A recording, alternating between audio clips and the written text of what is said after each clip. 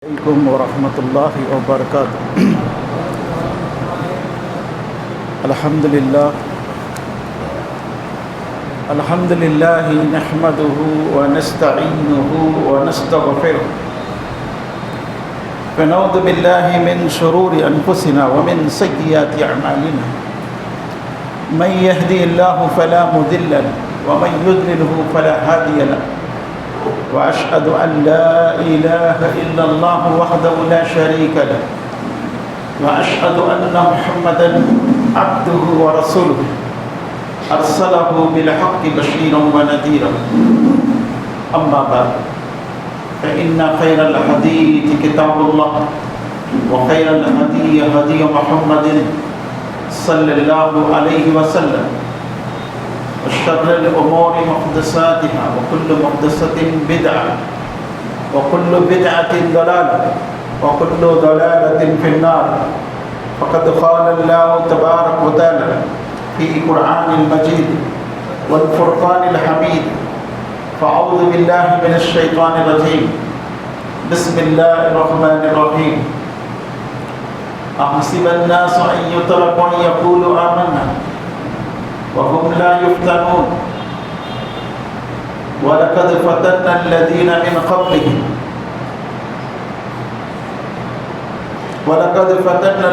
من قبلهم فليعلمن الله الذين كفروا وليعلمن الصادقين. ولقد فتنا الذين من قبلهم فليعلمن الله الذين صدقوا وليعلمن الكاذبين. أم حسب الذين يعملون السيئات أن يسبقونا ساء ما يحكمون.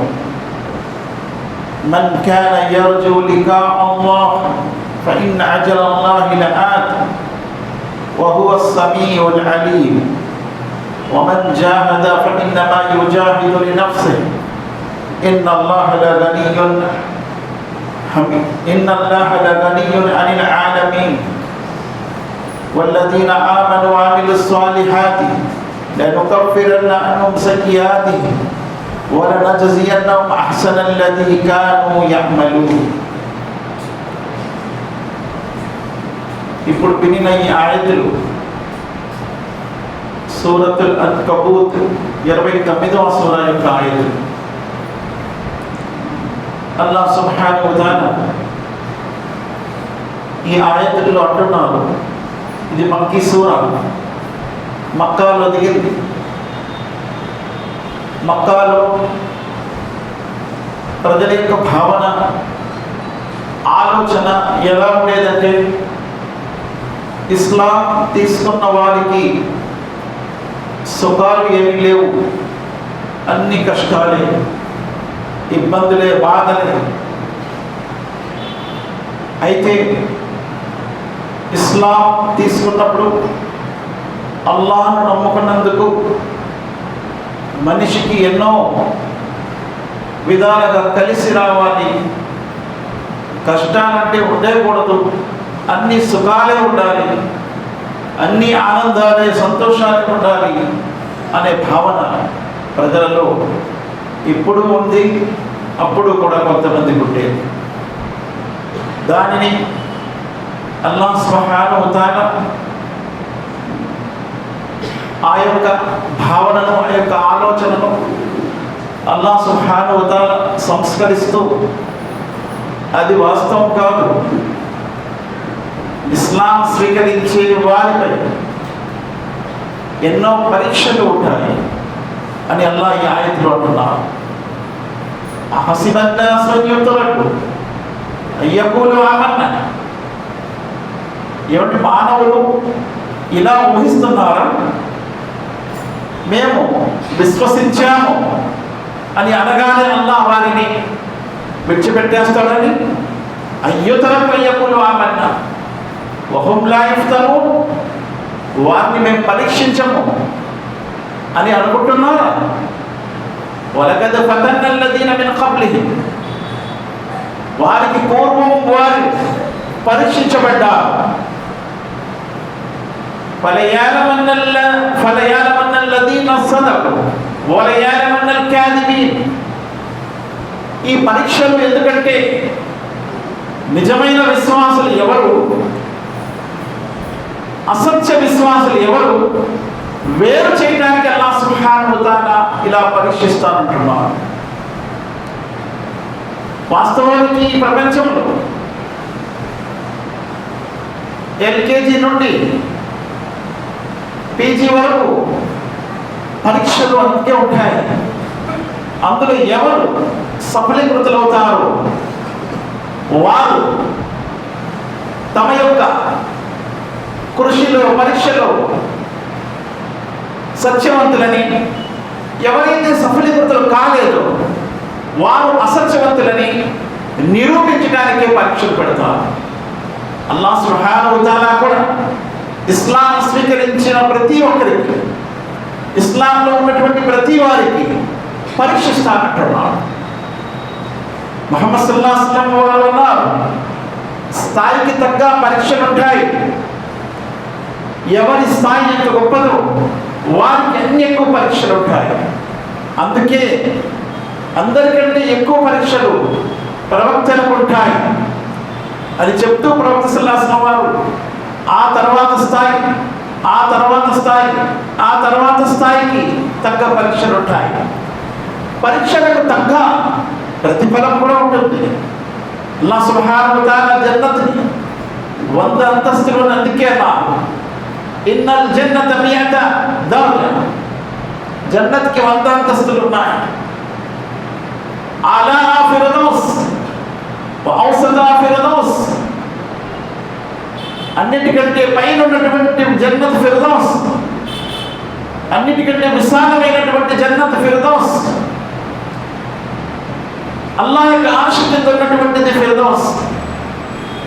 ప్రతి జన్నత్తులో ఫిర్దౌస్ నుండి ప్రవహించే నది యొక్క నీళ్ళే ప్రవహిస్తూ ఉంటాయి. ప్రతి నదులు ఫిర్దౌస్ నుంచి పుట్టుకొస్తాయి, అక్కడి నుంచి ప్రతి జన్నత్తులో ప్రవహిస్తాయి. అందుకే స్థాయికి తగ్గ పరీక్షలు కూడా ఉంటాయి. అల్లాహ్ సుబ్హానహు వ తఆలా తన గ్రంథంలో మదనీ సూరా, మదీనాలో అవతరించిన సూరా సూరతుల్ బఖరా అంటున్నాడు, వలనబ్లువన్నకుం బిషైఇన్ మినల్ ఖౌఫి వల్ జూ'i వ నక్సిన్ మినల్ అమ్వాలి వల్ అన్ఫుసి వస్తమరాత్ వబశ్శిరిస్ సాబిరీన్. మేము తప్పకుండా పరీక్షిస్తాం. కొన్ని వస్తువుల ద్వారా ఖౌఫ్ భయముతో పరీక్షిస్తాం, జూ ఆకలితో పరీక్షిస్తాం, వనక్సి మినల్ అమ్వాలి ధన నష్టంతో పరీక్షిస్తాం, వల్ అన్ఫుసి ప్రాణ నష్టంతో పరీక్షిస్తాం, వత్తమరాత్ ఆదాయం నష్టంతో పరీక్షిస్తాం, వబశ్శిరిస్ సాబిరీన్ ఓర్పు వహించే వారికి శుభవార్త వినిపించండి అని అల్లాహ్ అందుకే అంటున్నాడు. అందుకే సహాబా ఇక ప్రారంభంలో ఇస్లాం స్వీకరించారు, వారిపై ఎలాంటి పరీక్షలు గడిచాయి, వారి పరీక్షలను ప్రపంచంలో ఆ తర్వాత వచ్చిన పరీక్షలతో సరిపోలిస్తే ఏమాత్రము కాదు అది, అటువంటి పరీక్షలు వారికి. అందుకే వారు కేవలం తమ విశ్వాసాన్ని కాపాడుకొని మక్కా నుంచి బయలుదేరి అబుషీనియా ఇథియోపియా వెళ్ళిపోయారు, మక్కా నుండి బయలుదేరి మదీనా వెళ్ళిపోయారు. కేవలం విశ్వాసాన్ని మాత్రమే తీసుకొని వెళ్ళారు. ఖాళీ చేతులతో తన వ్యాపారము, తమ ధనము, తమ ఆస్తి అంతస్తులు, ఇల్లు వాకిలి సమస్తాన్ని విడిచిపెట్టి వెళ్ళిపోయారు. ఇది కూడా పరీక్ష. అల్లాహ్ సుబ్హానహు వ తఆలా ఒక విశ్వాసి యొక్క ధనాన్ని తీసుకొని పరీక్షిస్తున్నాడు. ఒక విశ్వాసి వ్యాపార పరంగా బాగా నష్టపోతాడు. ఒక విశ్వాసి తన భార్యను కోల్పోతాడు. ఒక విశ్వాసి లేక పుట్టిన ఒక కొడుకుని కోల్పోతాడు.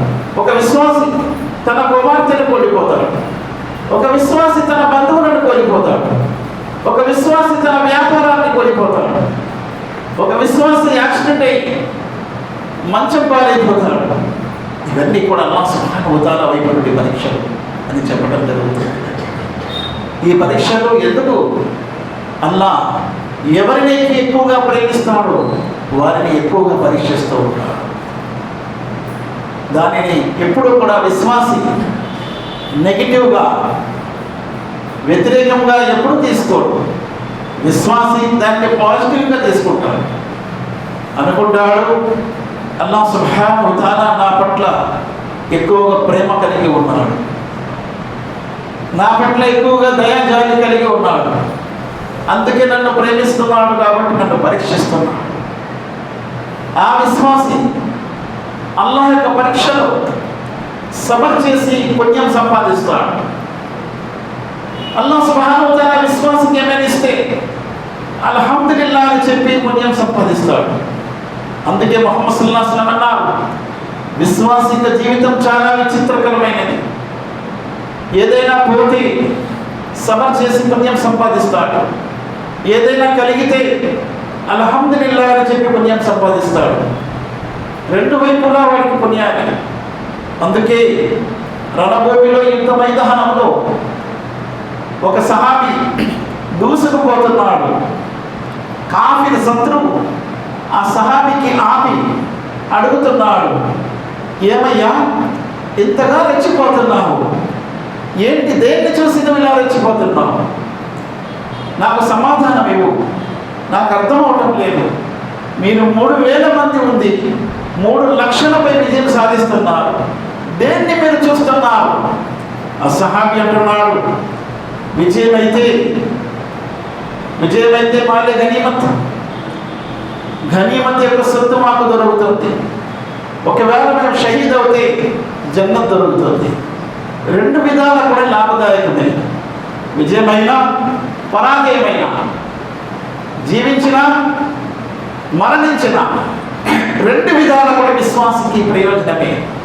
చూసారా, ఏదైనా కలిగినా ప్రయోజనమే, ఏదైనా పోయినా ప్రయోజనమే. కలిగిందని చెప్పి విశ్వాసి ఎప్పుడు కూడా గర్వానికి గురికాడు. పోయిందని చెప్పి విశ్వాసి ఆత్మనూన్యతకు గురికాడు. ఎప్పుడు కూడా విశ్వాసి ఒకలాగే ఉంటాడు. అందుకే అల్లాహ్ సుబ్హానహు వ తఆలా విశ్వాస యొక్క ఉదాహరణ ఏమిచ్చారు? ముహమ్మద్ సల్లల్లాహు అలైహి వసల్లం అడిగారు, విశ్వాస యొక్క ఉదాహరణ ఒక వృక్షము, ఒక చెట్టు, దాని యొక్క ఆకులు రావు. సహాబా అడవుల వైపు ఆలోచించారు, ఏం చెట్టు అబ్బా అది, దాని ఆకులు రాలవంట అని చెప్పి. కానీ అక్కడ కూర్చున్నటువంటి సభలో ఒక చిన్న కుర్రవాడు, బాల్యము దాటని కుర్రవాడు కూర్చొని ఉన్నాడు. ఆయన ఆలోచిస్తున్నాడు, అది ఖర్జూరపు చెట్టు అని, దాని ఆకులు రాలవని. కానీ చెప్పాలనుకుంటున్నాడు. నేను చెప్తే ఏమనుకుంటారు? పెద్ద పెద్ద వాళ్ళు కూర్చొని ఉన్నారు కదా, నేను చిన్నవాడిని అని కాముగా ఊరుకున్నారు సిగ్గుపడి. అప్పుడు ప్రవక్త సల్లల్లాహు అలైహి వసల్లం అన్నారు, అది ఖర్జూరపు చెట్టు అన్నారు. ఎంత పని, నేను చెప్పేస్తే బాగుండు కదా. ఆ తర్వాత వాళ్ళ నాన్నగారితో చెప్పారు. నాన్నగారు ఎవరు? ఉమర్ రజియల్లాహు. నాన్నగారు నాకు జవాబు వచ్చింది, చెప్పాలని కూడా అనుకున్నాను. పెద్ద పెద్ద వాళ్ళు మీరు ఉన్నారు కదా, ఆలోచించి నేను చెప్పలేదు. ఎంత పని చేసావు, నువ్వు చెప్తే నా అబ్బాయి చెప్పాడని చెప్పి నేను ఎంత గర్వపడేవాడిని. ఖర్జూరపు చెట్టు, దాని ఆకులు రాగం. ఈ ఉదాహరణ యొక్క లోతుల్లోకి వెళ్తే ఎన్ని మాటలు మనకు నేర్పిస్తే తెలిసే ఉదాహరణ. ఖర్జూరపు చెట్టు, దాని ఆకులు రాగం. ఇది విశ్వాసి యొక్క ఉదాహరణ. అంటే విశ్వాసి ఎప్పుడు కూడా ఒకలాగే ఉంటాడు. రంజాన్ అయినా, రంజానేతర దినాలైనా ఒకలాగే ఉంటాడు. రంజాన్లో ఒకలాగా, రంజాన్ తర్వాత మరొకలాగా ఉంటాడు. బక్రీద్లో ఒకలాగా, తర్వాత మరొక నెలలో మరొకలాగా ఉంటాడు. అది షాబాన్ అయినా, రంజాన్ అయినా, షవ్వాల్ అయినా, జిల్కాయిదా అయినా, జిల్హజ్జా అయినా, మొహర్రం అయినా, రజబ్ అయినా, ఏ నెలలో కూడా విశ్వాసం ఒకేలాగా ఉంటాడు. ఆకులు రాలవు అంటే ఆ వ్యక్తి యొక్క నమాజు ఎప్పుడు కూడా విడిచిపెట్టాడు. ఆ వ్యక్తి యొక్క దాన ధర్మాలు ఎప్పుడు విడిచిపెట్టడు. ఆ వ్యక్తి రోజా ఎప్పుడు విడిచిపెట్టడు. ఆ వ్యక్తి జికిర్ ఎప్పుడు విడిచిపెట్టడు. ఆ వ్యక్తి చేసినటువంటి పారాయణము ఎప్పుడు విడిచిపెట్టడు. ఆ వ్యక్తి చేసినటువంటి సదాచరణ ఎప్పుడు విడిచిపెట్టాడు. ఇది విశ్వాస యొక్క ఉదాహరణ. ఖర్జూరపు చెట్టు యొక్క ఉదాహరణ. దాని కొమ్మలు ఎలాగైతే రాలవో విశ్వాస యొక్క ఆచరణ ఎప్పుడు కూడా రాలదు. రంజాన్ అయిపోయింది, ఒక ఆకు రాలిపోయింది. ఏం ఆకు రాలిపోయిందండి? నమాజ్ ఆకు రాలిపోయిందండి. రంజాన్ అయిపోయింది, మరొక ఆకు రాలిపోయింది. ఏం ఆకు రాలిపోయిందండి? దాన ధర్మాలు రాలిపోయింది. రంజాన్ అయిపోయిందండి, మరొక ఆకు రాలిపోయిందండి. ఏ ఆకు రాలిపోయిందండి? రాత్రులు ప్రార్థన చేయటం రాలిపోయిందండి. రంజాన్ అయిపోయిందండి, మరొక ఆకు రాలిపోయిందండి. ఏ ఆకు రాలిపోయింది? ఉపవాసాలు, నఫీల్ ఉపవాసాలు రాలిపోయాయి. ఒక విశ్వాసి నిత్యము చేస్తాడు. ప్రవక్త ముహమ్మద్ సల్లల్లాహు అలైహి వసల్లం వారి దగ్గర ఒక స్త్రీ కూర్చొని ఉంది. ప్రవక్త సల్లల్లాహు అలైహి వసల్లం వారి ప్రియపత్ని, విశ్వాసుల మాతృమూర్తి, ఉమ్ముల్ ముమినీన్, విశ్వాసుల మాతృమూర్తి ఆయిషా సిద్దికా రదియల్లాహు అన్హా ఇంట్లో ఒక స్త్రీ కూర్చొని ఉంది. ఈ హదీస్ సహీహ్ బుఖారీలో 43వ హదీస్ అండి. ప్రవక్త సల్లల్లాహు అలైహి వసల్లం వచ్చారండి. ఆమె పర్దాలోకి వెళ్ళిపోయింది.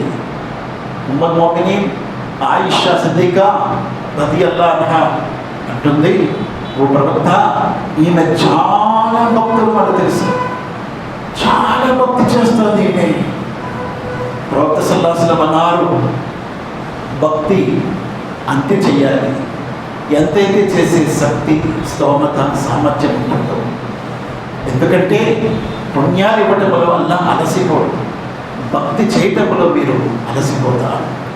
అల్లాహకు ప్రియమైనటువంటి భక్తి అది కొంచెమైనా నిత్యము చేసే భక్తి, ఎప్పుడు చేసే భక్తి. సీజన్ భక్తి అల్లాహకు ఇష్టం లేదు. ఒక కాలం భక్తి అల్లాహ్ సుబ్హానహు వ తఆలా ఇష్టం లేదు.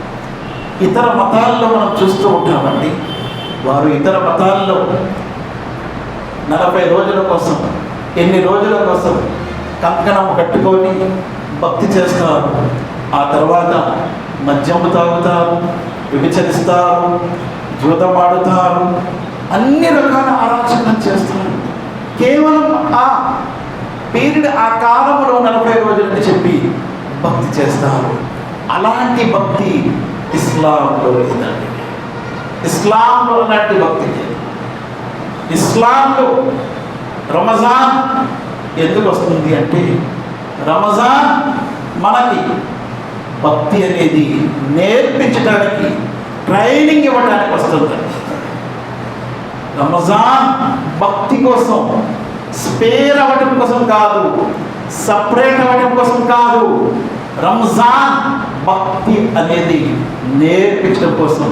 అందుకే అల్లాహ్ సుబ్హానహు వ తఆలా 2వ సూర బఖరా ఆయత్ నంబర్ 183 అంటున్నాడు, లఅల్లకుం తత్తకూన్, దీని ద్వారా మీరు భక్తి పరులవచ్చు.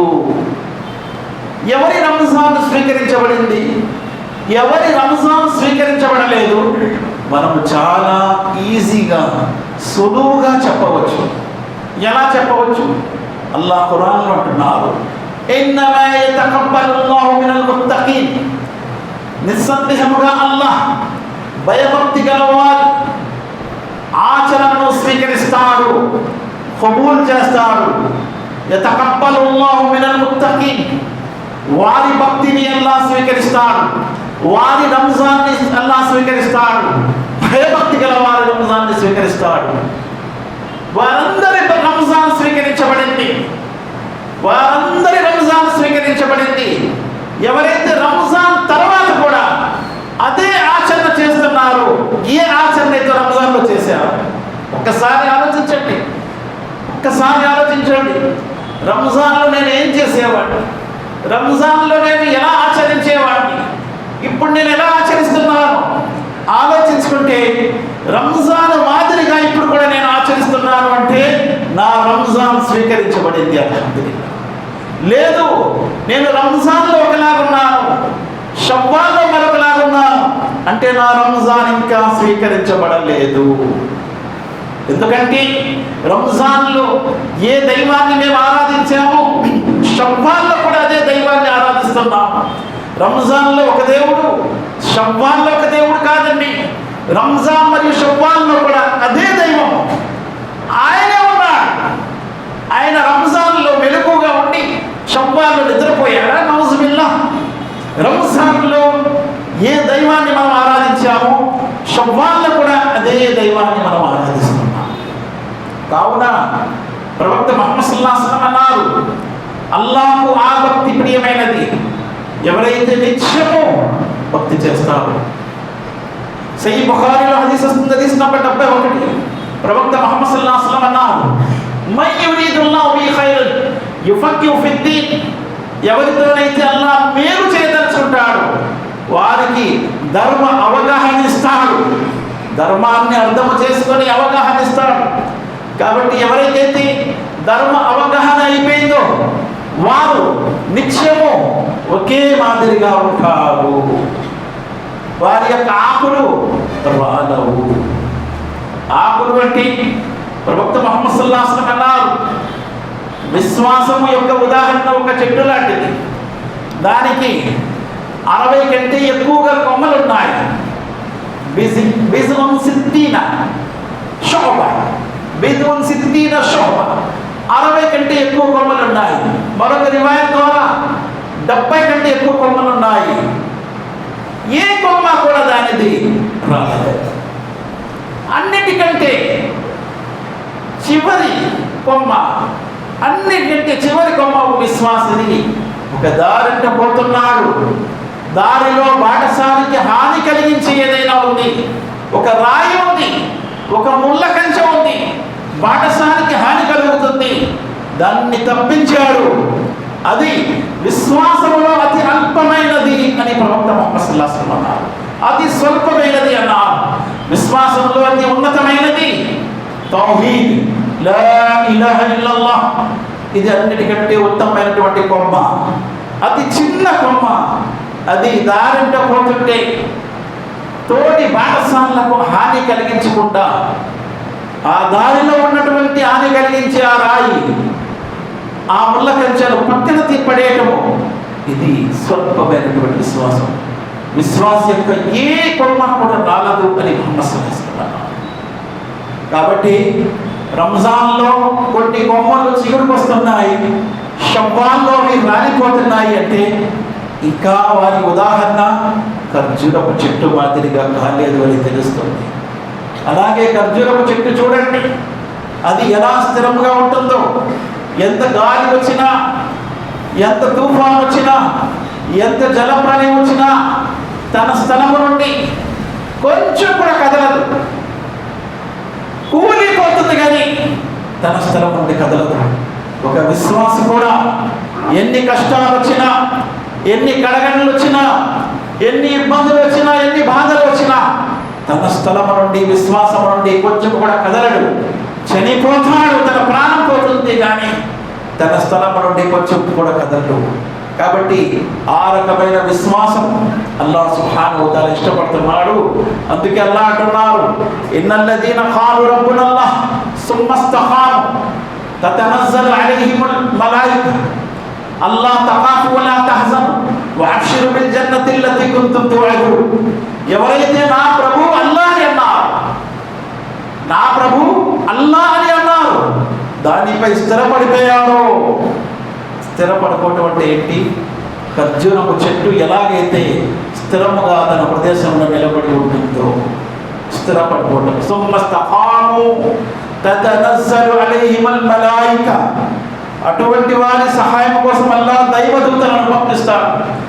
అల్లాహ్ తఖాఫు వలా తహజను వఅబ్షిరు బిల్ జన్నతిల్లతి కుంతుం తుఅదున్. భయపడకండి, బెంగ పెట్టుకోకండి. అల్లాహ్ సుబ్హానహు వ తఆలా మీకు వాగ్దానం చేసినటువంటి జన్నత్ యొక్క శుభవార్త మీకు వినిపించడానికి వచ్చాము. మరొక చోట అల్లాహ్ అంటున్నారు, ఇన్నల్లదీన ఖాలు రబ్బనల్లాహ్ సుమ్మస్తఖాము ఫలా ఖౌఫున్ అలైహిమ్ వలా హుమ్ యహ్జనూన్. ఎవరైతే నా ప్రభు అల్లాహ్ అని చెప్పారు, దానిపై స్థిరపడిపోయారు. వారికి ఎటువంటి భయము కానీ దుఃఖము కానీ ఉండదు. కావున స్థిరత్వం అనేది అల్లాహకు ప్రియమైనది, ఇష్టమైనది. అందుకే ఎవరితోనైతే అల్లాహ్ మేలు చేయదలుచుకుంటున్నాడు వారికి ధర్మ అవగాహన ఇస్తాడంటున్నాడు. యుఫఖ్ఖిహు ఫిద్దీన్. అదే హదీస్లో మహాప్రవక్త ముహమ్మద్ సల్లల్లాహు అలైహి వసల్లం అంటున్నారు, అల్లాహ్ సుబ్హానహు వ తఆలాకు ప్రియమైనది ఆయన కోసం చేసిన కర్మలు కొంచెమైనా స్థిరముగా నిత్యము చేయడం. చాలామంది రంజాన్ నెలలో అల్హమ్దులిల్లాహ్ ఎంత చూడముచ్చటగా కనిపిస్తారంటే మొదటి వరుసలో ఉంటారు, ఎప్పుడు మొదటి వరుసలో ఉంటారు, అత్తరు పాముకుంటారు, మంచి బట్టలు వేసుకుంటారు. చూడగానే అబ్బా ఇలా ఉండాలండి అనుకుంటా. కానీ రంజాన్ తర్వాత అసలు మస్జిద్ వైపే చూడాలి. ఇదేంటండి అంటే అయిపోయింది కదా రంజాన్ అంటే, రంజాన్కి దేవుడు ఉన్నాడా? షవ్వాల దైవం లేడా? రంజాన్కి నమాజ్ ఫరజా? షవ్వాల్లో నమాజ్ ఫరజ్ కాదా? నమాజ్ నఫీల్ అయిపోతుందా? మీ రంజాన్ అప్పుడే స్వీకరించబడుతుంది ఎప్పుడైతే షవ్వాల్లో కూడా మీరు ఆచరించారు. ఇది నేను చెప్పలేను. ప్రవక్త ముహమ్మద్ సల్లల్లాహు అలైహి వసల్లం వారితో అడిగారు, ఓ ప్రవక్త ముహమ్మద్ సల్లల్లాహు అలైహి వసల్లం వారు, కొంతమంది అజ్ఞానపు కాలములో, జాహిలియత్ అజ్ఞానపు కాలములో ఇస్లాంకి పూర్వం కొంతమంది మంచి పనులు చేసి ఉంటారు ప్రవక్త. ఆ తర్వాత ఇస్లాం స్వీకరిస్తారు. గత కాలంలో చేసిన పుణ్యాలు వారిని ఫలిస్తాయా? ముహమ్మద్ సల్లల్లాహు అలైహి వసల్లం అంటారు, ఇస్లాం తర్వాత కూడా ఆ పుణ్యకార్యాలు చేస్తూ ఉంటే ఇస్లాంకి పూర్వం చేసిన పుణ్యకార్యాలు ఫలిస్తాయి. అల్లాహు అక్బర్. చూసారా, గత కాలంలో అజ్ఞానపు కాలంలో చేసినటువంటి పుణ్యకార్యాలు అప్పుడే ఫలిస్తాయి, ఇస్లాం తర్వాత కూడా వ్యక్తి చేస్తాయి. అలాగే రంజాన్లో ఉన్న కార్యాలు నీవి అప్పుడే ఫలిస్తాయి ఎప్పుడైతే నువ్వు రంజాన్ తర్వాత కూడా చేస్తూ ఉన్నావు. కొంచెం కూర్చున్న వాళ్ళు ముందుకు వస్తే వెనక వాళ్ళకి ఇబ్బంది కలగకుండా ఉండదు. నేను మాట్లాడకపోతే ఇంకా చాలామంది మాట్లాడటం స్టార్ట్ చేస్తాను, ఎందుకంటే ప్లేస్ సరిపోదు. ఒక పెద్ద సహాబీ అబూ జర్ గఫారీ రజియల్లాహు అన్హు, పెద్ద సహాబీ, చాలా పెద్ద సహాబీ అబూ జర్ గఫారీ రజియల్లాహు అన్హు. ఆయన ఉబై బిన్ కఅబ్ పక్కన కూర్చొని ఉన్నారు. ఉబై బిన్ కఅబ్ పక్కన కూర్చొని ఉన్నారు. ముహమ్మద్ సల్లల్లాహు అలైహి వసల్లం ఖుత్బా ఇస్తున్నారు. ఖుత్బా ఇస్తున్న వ్యక్తి ఎవరు? ఒక ప్రవక్త ముహమ్మద్ సల్లల్లాహు అలైహి వసల్లం. ఉబై బిన్ కఅబ్ ఒక పెద్ద హాఫిజ్, ఈ ఉమ్మత్ యొక్క పెద్ద హాఫిజ్. ఉబై బిన్ కఅబ్ పక్కన అబూ జర్ లాంటి ఒక పెద్ద సహాబీ కూర్చొని ఉన్నారు. ప్రవక్త సల్లల్లాహు అలైహి వసల్లం ఖుత్బా ఇస్తున్నారు. ఖుత్బాలో ఆయతులు చెప్పేవారు ప్రవక్త సల్లల్లాహు అలైహి వసల్లం. అబూ జర్ ఉబై బిన్ కఅబ్ పక్కన ఎందుకు కూర్చునేవాడు? ఉబై బిన్ కఅబ్ ఈ ఉమ్మత్ యొక్క పెద్ద హాఫిజ్. ఆయన పక్కన కూర్చొని ఉబై, ప్రవక్త సల్లల్లాహు అలైహి వసల్లం వారు చెప్తున్న ఆయత ఏ సూరాలో ఉంది అని అడిగాడు. ఉబై కోపంతో ఆయన చూస్తున్నాడు. ఏంటంటే ఆయత అడిగితే కోపంగా చూస్తున్నాడు అని చెప్పి ఒకసారి స్టన్ అయ్యాడు. నమాజ్ అయిపోయింది, జుమా నమాజ్. ఉబై, ఏంటి ఆయత అడిగితే కోపంగా చూస్తున్నావు? ఏమైనా అడిగావా? నా పైన కోపంగా ఉన్నాను. నీ జుమ్మా పోయింది అన్నా. ఏంటి నా జుమ్మా పోవటం ఏంటి? అవును, ఈ ఆయత ఏ సూరాలో ఉన్నది అన్నావు కదా, నీ జుమ్మా పోయింది. అరే, ఖురాన్ యొక్క ఆయత అడిగాను కదా నేను, ఎందుకు జుమ్మా పోతుంది? ఇద్దరు కలిసి ముహమ్మద్ సల్లల్లాహు అలైహి వసల్లం దగ్గరికి వచ్చారు. ప్రవక్త, నేను ఇలా అడిగానండి, జుమ్మా పోయిందంటాడు నాకు. అవును, నీ జుమ్మా పోయింది అన్నా. ప్రవక్త సల్లల్లాహు అలైహి వసల్లం, నేను ఆయత అడిగాను ప్రవక్త, ఆయత అడిగినా నువ్వు ఏం మాట్లాడినా జుమ్మాలో నీ జుమ్మా పోతుంది. ఇది జుమ్మా యొక్క క్రమశిక్షణ.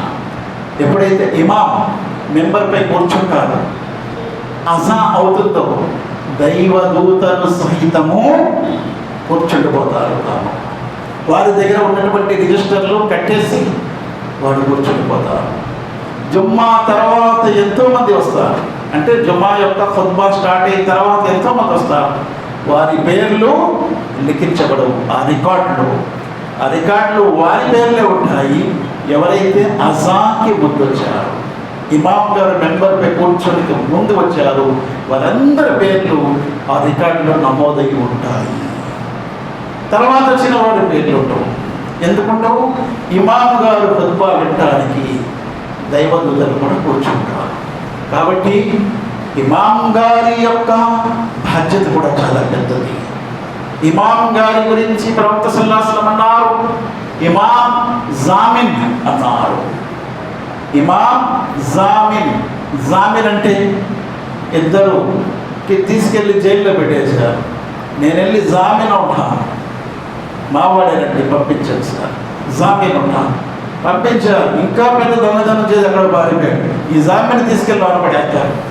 కాబట్టి ఇమాం అంత పెద్ద బాధ్యత గలవారు అని ముహమ్మద్ సల్లల్లాహు అలైహి వసల్లం అన్నారు. జామిన్ చాలా పర్ఫెక్ట్గా ఉండాలి, ఖచ్చితంగా ఉండాలి. పొదుపాలో అందుకే ఏది పడితే చెప్పడానికి వీల్లేదు. దైవదూతలు పెట్టున్నారు, దైవదూతలు కూడా పెట్టున్నారు పొదుపా. అందుకే కట్టుకథలు ఏదో ఇటు అటు విషయాలు చెప్పడానికి ఖుత్బాలు లేదు. ఖుత్బాలో ఏం చెప్పినా ఖాలల్లాహ్ ఖాల రసూలుల్లాహ్, ఇస్లాంలో ఉన్నటువంటి ఏవైతే విషయాలు ఉన్నాయో ఖురాన్ మరియు హదీస్, అవి తప్ప వేరే విషయాలు ఖుత్బాలో చెప్పడానికి వీల్లేదు. మరొకటి, ఇమాం ఒకవేళ నమాజ్లో ఏమైనా పొరపాటు చేసినా ఇమాంపై పడిపోతుందని కూడా. ముక్తదీలు ఎంతమంది తప్పయిందో ఇమాం కారణంగా అన్ని పాపాలు ఇమాంపై పడిపోతాయి. ఇమాంకి జామీన్ అన్నారు. అలాగే మౌజన్కి ప్రవక్త ముహమ్మద్ సల్లల్లాహు అలైహి వసల్లం అన్నారు, మౌజన్ నమ్మకస్తుడు, అమానత్దారు అన్నారు. ఎందుకు? అల్లాహ్ మౌజన్ని క్షమించుగాక అని ప్రవక్త సల్లల్లాహు అలైహి వసల్లం వారు దువా చేశారు. ఒక 2 నిమిషాలు లేటుగా అజాయిస్తే ఒక వ్యక్తి సైరిపోద్ది. ఒక 2 నిమిషాలు ముందిచ్చిన ఇబ్బంది పడతారు. అలాగే ఇఫ్తార్ ఒక 2 నిమిషాలు ఆలస్యం ఇచ్చిన వారి రోజా పోతుంది. 2 నిమిషాలు ముందిచ్చిన వాడి రోజా పోతుంది కదా. అందుకే ముహమ్మద్ సల్లల్లాహు అలైహి వసల్లం అన్నారు, అల్లాహ్ మౌజన్ని క్షమించుగాక అన్నారు. మౌజన్ అమానత్దారు, నమ్మకస్తుడు. ఆయన అజాన్పై నమ్మకం ఉంచుకొని ఒక రోజా పెట్టే వ్యక్తి రోజా పెడతాడు, ఒక నమాజ్ చేసే వ్యక్తి నమాజ్ని చేస్తాడు. కాబట్టి ఇక్కడ ఇప్పుడు ఏం చూస్తున్నాం? మౌజన్ అజాయిస్తున్నాడు. ముతవల్లి గారు చెప్పినట్లు మౌజన్ అజా ఇవ్వాలి. ఆ విధముగా ఎలాగైతే ప్రవక్త చెప్పారు, ఏ టైంకి అజాయం అన్నారు అదే టైం ఖచ్చితంగా అజాన్ ఇవ్వాలి. ఫజర్ యొక్క అజాన్ ఎప్పుడు అవ్వాలి? అప్పుడే ఇవ్వాలి. మగరిబ్ యొక్క అజాన్ ఎప్పుడు అవ్వాలి? అప్పుడే ఇవ్వాలి. ఈ 2 చాలా విలువైనవి. ఎంతోమంది మనకు తెలియకుండానే రోజాలు పెట్టేవారు ఉంటారు, సహిరి చేసేవారు ఉంటారు, ఇఫ్తార్ చేసేవారు ఉంటారు. కాబట్టి ముహమ్మద్ సల్లల్లాహు అలైహి వసల్లం వారు ప్రతి వారి బాధ్యత చెప్పారు, వారి యొక్క ఘనత కూడా చెప్పారు. అందుకే మౌజన్ యొక్క ఘనత ముహమ్మద్ సల్లల్లాహు అలైహి వసల్లం అన్నారు, ఖయామత్ నాడు వారి మెడలు పొడవుగా ఉంటాయి, వారు ఎత్తుగా ఉంటారు. ప్రత్యేకముగా ప్రజలందరిలో అల్లాహ్ వారిని పిలిచి బహుమతులు ఇస్తాడు అన్నారు. ఒక వ్యక్తి నన్ను ప్రశ్నించాడు, అయ్యా మౌజన్ పని చేసేవారు జీతం తీసుకోవచ్చా అని. ముహమ్మద్ సల్లల్లాహు అలైహి వసల్లం వారు అన్నారు, హదీస్లో ఉంది, అజా ఇవ్వటం గురించి ప్రతిఫలంగా జీతం తీసుకోకండి, అజా కొరకు మీరు జీతం ఇవ్వకండి అని అన్నారు. కానీ మన మౌజన్ కేవలం అజాయిస్తాడా? చెప్పండి, అజాయిస్తాడు. ఎవరికైనా చిన్న ధూళి తగిలితే మౌజన్ ఏంటిది, ధూళేంటి అంటే మౌజన్ బాధ్యుడా ఈ ధూళికి? ఏంటి ఇక్కడ చెత్తగా ఉంది, మౌజన్ బాధ్యుడా అంటే మౌజన్కి మొత్తం మస్జిద్ యొక్క మున్సిపాలిటీ పని అంతా కూడా వారికి ఇచ్చేసింది. మరి జీతం ఇవ్వకపోతే ఎలాగా? ఎక్కువ జీతం మౌజన్కే ఉండాలి అసలు చూస్తే. ఎందుకంటే మస్జిద్ ఎంత పెద్దదంటే అంత జీతం ఎక్కువ ఇవ్వాలి. ఎంత పని చేయాలి? 1 ఫ్లోర్ కూడా అదే జీతం, 2 ఫ్లోర్ కూడా అదే జీతం, 3 ఫ్లోర్లు వేసినా అదే జీతం. అంతేనా? ఎవరికి ప్రమోషన్ వస్తే మీకు జీతాలు పెరగట్లేదు? షాపులు 1 ఉంటే ఆదాయం ఎంత ఉంటుంది, 3 ఉంటే ఎంత ఉంటుందండి ఆదాయం. కానీ మౌజన్ గారికి 1 ఫ్లోర్ కూడా అదే జీతం, 2 ఫ్లోర్లు 3 ఫ్లోర్లు అదే జీతం. కాబట్టి మౌజన్ కేవలం అజాన్ జీతం తీసుకోవట్లేదు. మౌజన్ మస్జిద్ని పరిశుభ్రంగా ఉంచడానికి కోసం జీతం తీసుకుంటున్నాడు. ఇవ్వాలి కూడా, హక్కు కూడా. అల్లాహ్ సుబ్హానహు వ తఆలా మన టాపిక్ వైపు నేను వస్తున్నా. అల్లాహ్ సుబ్హానహు వ తఆలా అంటున్నారు, అహ్సిబన్నాస్ అన్ యుత్రకు అన్ యఖూలు ఆమన్నా వహుం లా యఫ్తనూన్. ఏమి ప్రజలు ఇలా ఊహిస్తున్నారా, మేము ఈమాన్ తెచ్చాము, ఇస్లాం తెచ్చాము అంటే అల్లాహ్ వారిని విడిచిపెట్టేస్తాడని, పరీక్షించడని? చాలా మంది ఏమంటారు తెలుసా, అలా కాదు గురువు గారు, నాకు అల్లాహ్ ఎంత పరీక్షిస్తున్నాడో, అల్లాహ్ సాక్షిగా భూమిపై ఎవరిని కూడా అంత పరీక్షించడాల అంటే వీడికే మొత్తం పరీక్షలు అన్నీ వచ్చినట్టు. అంటే నీకే ఎక్కువ పరీక్షలు వస్తున్నాయి కదా, నీకే ఎక్కువ అల్లాహ్ ప్రతిఫలం కూడా ఇస్తాడు ఇన్షాఅల్లాహ్. ఈ భూలోకంలో అన్నిటికంటే అందరికంటే ఎక్కువ నిన్ను పరీక్షిస్తున్నాడు కదా, అందరికంటే పై స్థానం నీదే ఉంటుంది. అల్లాహ్ అంటున్నాడు, ప్రవక్త అంటున్నారు మొహమ్మద్ సల్లల్లాహు అలైహి వసల్లం, ఎవరికి ఎంత ఎక్కువ పరీక్షిస్తే అంతే పెద్ద ప్రతిఫలం ఉంది. కాబట్టి అల్లాహ్ సుబ్హానహు వ తఆలా ఎవరిపైనైనా అంత భారం వేయడు, ఎంత భారం అయితే మోయలేడు. లా యుకల్లిఫుల్లాహు నఫ్సన్ ఇల్లా ఉస్అహా లహా మా కసబత్ వలైహా మక్తసబత్. ఏ ఆత్మపై, ఏ మనిషిపై వారు మోసిన భారం కంటే ఎక్కువ భారం అల్లాహ్ సుబ్హానహు వ తఆలా వేయడు. ఎంత భారం అయితే వారు మోయగలరు అంతే వేస్తాడు. ఎంత చెట్టుకి అంతే గాలి అని అంటారు. కాబట్టి అల్లాహ్ సుబ్హానహు వ తఆలా ఎవ్వంతా కూడా అన్యాయం చెయ్యడు. మోయలేని భారం ఎవరిపై కూడా వేయడు. ఒకవేళ అలా అనిపిస్తుంది అంటే వెంటనే మీరు ఈ దువా చేయండి అని అల్లాహ్ నేర్పించారు. రబ్బనా లా తుఆఖిజ్నా రబ్బనా వలా తహ్మిల్ అలైనా ఇస్రన్ కమా హమల్తు అలల్లదీన మిన్ ఖబ్లినా. అల్లాహ్, నాకు పూర్వం వారిపై ఎలాగైతే నువ్వు భారం వేశావు అలా నాపై భారం వేయొద్దు. అల్లాహ్ నాపై అంత భారం వేయొద్దు, ఎంత భారం అయితే నేను మోయలేను అని అల్లాహ్ను అడగమన్నాను. ఎప్పుడు అడగాలండి? ఎప్పుడు అడగాలి? రోజు రాత్రి పడుకునే ముందు అడగాలి. ఎవరు చెప్పారు? ముహమ్మద్ సల్లల్లాహు అలైహి వసల్లం చెప్పారు.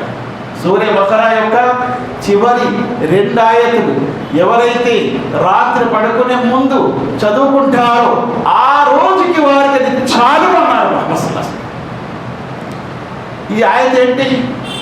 ఆమన రసూలు బిమా ఉంజిల ఇలైహి మిర్ రబ్బి వల్ ముమినూన్ కుల్లున్ ఆమన బిల్లాహి వ మలాయికతిహి వ కుతుబిహి వ రుసులిహి లా నుఫర్రికు బైన అహదిన్ మిర్ రుసులిహి వ ఖాలు సమీనా వ అతానా గుఫ్రానక రబ్బనా వ ఇలైకల్ మసీర్ రబ్బనా లా తుఆఖిజ్నా ఇన్ నసీనా వ అఖ్తానా రబ్బనా వ లా తహ్మిల్ అలైనా ఇస్రన్ కమా హమల్తు అలల్లదీన మిన్ ఖబ్లినా రబ్బనా వ లా తహమ్మిల్నా మా లా తాఖత లనా బిహి.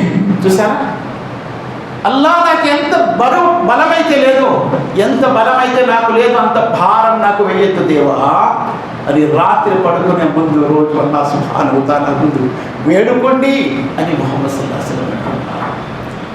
ఆ ప్రభువు ఎందుకు వేస్తాడు? మనం రోజు ఆయన అడిగితే మనకు ఆ భారం కూడా అనిపించదు.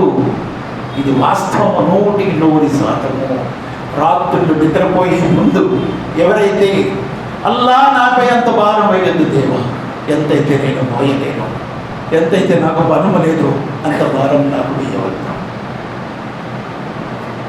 వలా తహ్మిల్ అలైనా ఇస్రన్ కమా హమల్తు అలల్లదీన మిన్ ఖబ్లినా రబ్బనా వలా తహమ్మిల్నా మా లా తాఖత లనా బిహి వఅఫు అన్నా వగ్ఫిర్ లనా వరహమ్నా. అల్లాహ్, నన్ను మన్నించు, నన్ను కరుణించు, నన్ను ప్రేమించు. అంత మౌలానా, నీవే నా యొక్క ఆపద్ బాంధవుడు దేవా, నా సహాయకుడు నీవే. ఫన్సుర్నా అలల్ ఖౌమిల్ కాఫిరీన్, కాఫిర్లపై నాకు విజయం ప్రసాదించు దేవా. రోజు కాఫిర్లతో మనకు పోటీ అవుతూనే ఉంటుంది ఈ భూలోకంలో. ఆ కాఫిర్లపై నాకు విజయం ప్రసాదించు అని రాత్రి నువ్వు నిద్రపోయే ముందు ఒక్కసారి నీ ప్రభువు ముందు అప్లికేషన్ పెట్టేస్తే అది శాంక్షన్ అయిపోతే ఏ కాఫిర్ కూడా నీపై విజయం సాధించలేడు. అల్లాహ్ సుబ్హానహు వ తఆలాతో దువా చేస్తూ నేను ముగిస్తున్నాను. అల్లాహ్ సుబ్హానహు వ తఆలా అంతే భారం మాపై వేయగాక. ఎంతైతే మేము మోయగలము అల్లా, మేము మోయలేని భారం మాపై వేయలేదు.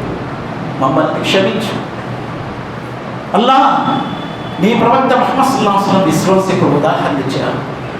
దాని ఆకులు రాలవని అదే విధముగా అదే ఉదాహరణ ప్రకారంగా జీవించే భాగ్యం మాకు ప్రసాదించు. నిత్యము మా యొక్క విశ్వాసపు ఆకులు నిలకడగా ఉండే భాగ్యం ప్రసాదించండి అల్లా. మేము మా జీవితంలో చేసే ఆచరణ అది కొంచెమైనా స్థిరముగా నిత్యం చేసే భాగ్యం ప్రసాదించండి. తాత్కాలిక ఆరాధన నుండి మమ్మల్ని కాపాడాలి. నిత్యమని ఆరాధన చేసే భాగ్యం ప్రసాదించండి అల్లా. మేము చేసిన ఏ సేవ అయినా అది నీవు స్వీకరించన్నా. అది మోజన్ సేవ అయినా, ఇమాం సేవ అయినా, అది మస్జిద్ నిర్మాణ సేవ అయినా, మస్జిద్ నిర్వహణ అంటే ముతవల్లి మరియు కమిటీ సేవ అయినా, ఏ సేవ అయినా దాన్ని నువ్వు స్వీకరించల్లా. నువ్వు అంగీకరించవన్నా. దానికి ప్రతిఫలం ప్రసాదించల్లా. ఇహ పరలోకాలలో దాని యొక్క ప్రతిఫలం ప్రసాదించాలి అల్లా. నీ సేవా కార్యక్రమాలు చేసే భాగ్యం మాకు ప్రసాదించాలి అల్లా. మా యొక్క పాపాలు మా యొక్క పుణ్యాల ద్వారా తుడిచివేయాలా. మా పాపాలు మా పుణ్యాల ద్వారా తుడిచివేయాలా, కడిగి వేయాలా అల్లా. బ్రతికన్నాను ఇస్లాంపై బ్రతికే భాగ్యం ప్రసాదించు. మరణ ఘడియల్లో కలిమా లా ఇలాహ ఇల్లల్లాహ్ ముహమ్మద్ రసూలుల్లాహ్ చదివే భాగ్యం ప్రసాదించు. మాలో ఎవరైతే అనారోగ్యంగా బాధపడుతున్నారో వారికి ఆరోగ్యం ప్రసాదించు. ఎవరైతే ఉపాధి లేక బాధపడుతున్నారో వారికి ఉపాధి ప్రసాదించు అల్లా. ఎవరికైతే ఉపాధిని ఇచ్చేవాళ్ళ బర్కతి వల్ల నీ మార్గంలో ఖర్చు పెట్టే భాగ్యం ప్రసాదించు అల్లా. మాకంటే ముందు ఎంతోమంది మా బంధుమిత్రులు ప్రపంచం నుంచి వెళ్ళిపోయారు. వారిని క్షమించి, వారిని కర్ణించి, వారిని సమాశిక్షించి, వారిని కాపాడాల. మమ్మల్ని కూడా సమాశిక్షించి రక్షించు. రేపు తీర్పు దినాడు తిరిగి లేకపోతే దినం నాడు మమ్మల్ని సజ్జనులతో లేపు. మా కర్మల పత్రాలు కూడా చేతులు ప్రసాదించు. పురుషురాతని వంతెనపై నుంచి సర్వతరంగా దాటించు. నీ ప్రవక్త ముహమ్మద్ సల్లల్లాహు అలైహి వసల్లం వారికి ముఖామైనది వసంగు. ఆయన సిఫారసు మా కోసం ఆయన చేతులారా జామేకు అవసరం ప్రసాదించు. పురుషురాతని వంతెనపై నుంచి సర్వతరంగా దాటించు. మేము మా కుటుంబ సభ్యులతో సహా జన్నతుల్ ఫిర్దౌస్కి వెళ్ళే భాగ్యం ప్రసాదించు. జహన్నం నుండి రక్షణ పొందే భాగ్యం ప్రసాదించు అల్లా. మా యొక్క సంతానం మా కళ్ళకు చల్లదనం చేయి. మా ధనము ఇహ పరలోకాల్లో ఉపయోగపడేది చేయి. ربنا آتنا في الدنيا حسنة وفي الآخرة حسنة وقنا عذاب النار. ربنا هب لنا من أزواجنا وذرياتنا قرة أعين واجعلنا للمتقين إماما. سبحان ربك رب العزة عما يصفون وسلام على المرسلين والحمد لله رب العالمين برحمتك يا أرحم الراحمين.